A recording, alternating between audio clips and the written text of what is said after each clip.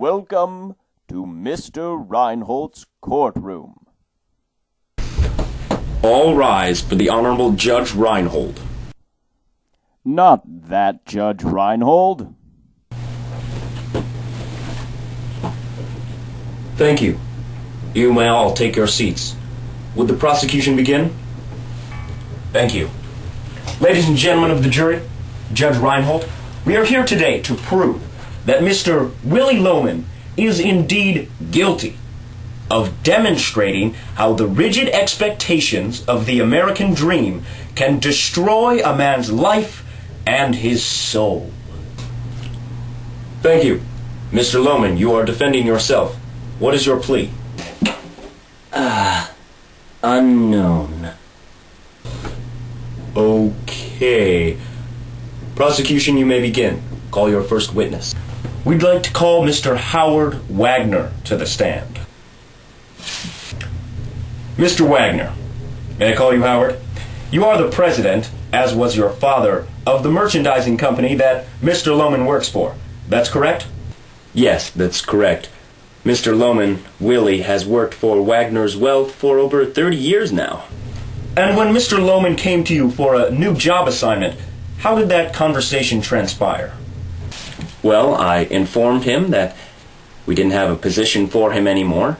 Then he grew frustrated, quite angry. He said something about, you can't eat the orange and then throw the peel away. A man is not a piece of fruit. So you would say that Willie felt that you went back on the word of your father to reward him for his service to the company, therefore throwing away the peel of the orange, so to speak? Yes, I would. Willie Loman just hasn't brought in enough revenue lately. It's simple economics, really. No further questions, Your Honor. Would the defense like to cross-examine the witness? Nah. Prosecution, your next witness. We'd like to call Miss Linda Loman to the stand. Mrs. Loman, may I call you Linda? Have you noticed any strange behavior in your husband lately? Well, just the other day, Willie was saying something about, before it's all over, we're going to get a little place out in the country. I'll raise some vegetables, a couple of chickens. But that kind of talk isn't like my Willie. Interesting. Now, Willie had a brother, Ben, and he was quite the adventurous man, wasn't he? Oh, yes. He was always coming over to our house before he went on some voyage. There was this one time he came over and... Irrelevant. Ladies and gentlemen of the jury, here we clearly see that Mr. Loman not only wants to be like his brother, Ben, but also like the ideal American, wanting to live out on the frontier, build his own house, plant a garden, support his family.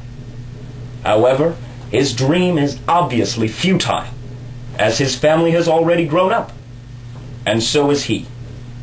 Would the defense like to cross-examine the witness? Nah. Prosecution, your next witness? Yes, we'd like to call Stanley the waiter to the stand. The other night, the Lomans came to Frank's Chop House, where you work. Now, besides them leaving before ordering, was there anything out of the ordinary, unusual, that occurred?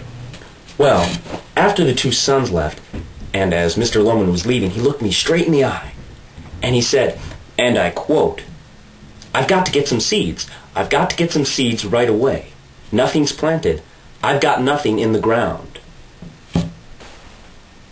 Interesting. So would you say that Mr. Loman is desperately trying to hold on and to salvage what is left of his life and his self-proclaimed legacy, and that the planting of seeds represents the success that he wants to leave behind for his sons and his wife? I'd say that's an excellent, if not perfect, way to analyze that quote. No further questions, Your Honor.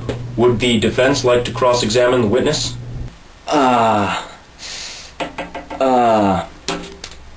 Can I pass? Prosecution, your next witness.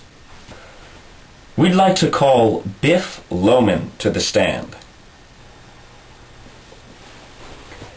Biff, you and your father have always had a very strong relationship. He's always thought the world of you.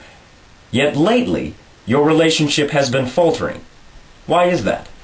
Well, when I found out from Oliver that I was never a salesman like my father said, it's just a clerk, a shipping clerk, I realized what a ridiculous lie my whole life was. I saw that all my father's illusions of my success were just that, illusions. And then I told him. And how did your father take that? Well, I said, Pop, I'm a dime a dozen, so are you. And he gets really defensive and says, I am not a dime a dozen, I am Willie Loman, and you are Biff Loman. As if there's something special about being a Loman. He thinks we have some sort of reputation, some sort of fame, like those people who achieve the American dream. But we have no fame. He's just a depressed fool. He doesn't know what he's talking about. No further questions, Your Honor. Would the defense like to cross-examine the witness?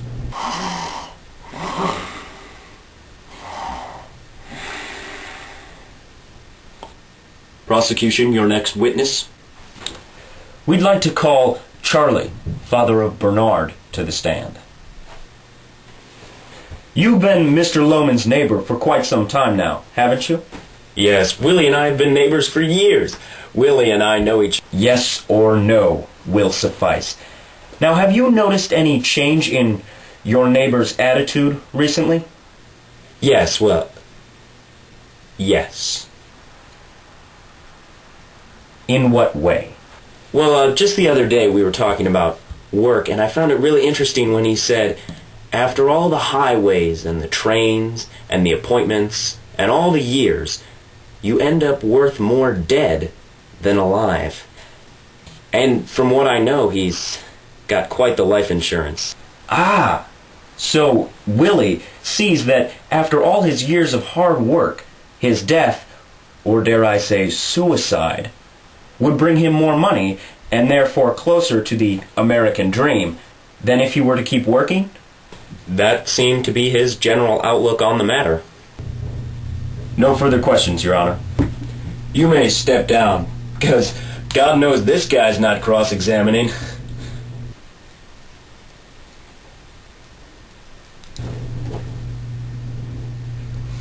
Prosecution, would you present your final statement, please? Thank you, Your Honor.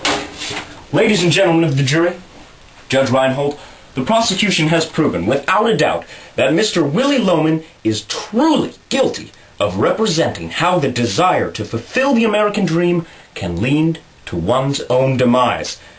As Howard said, because Mr. Loman didn't make enough money, he was removed from his job. A traumatic moment for an old salesman, and definitely a blow to his weak heart. Through Linda's account about the chickens, we see Willie trying to live the American dream of frontier life, but not being able to because times have changed, and his family is too old. As Stanley the waiter told us about the seeds, Mr. Loman desired to leave a great legacy. Unfortunately, he was not the great man he thought he was. Biff told us Willie's denial about being well known and famous. And finally, in telling Charlie he felt more valuable dead than alive, we see the beginning of his final downfall, with its roots in Willie's want to provide the most for his family. Thank you. Mr. Loman, do you have any words for us?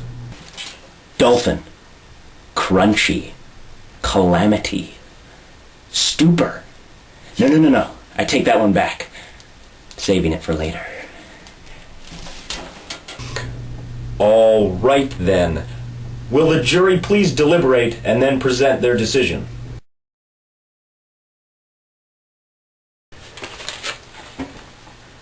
We, the jury, find Willie Loman guilty of illustrating the destruction of a man's soul through the aspiration of achieving the American dream. Court is adjourned.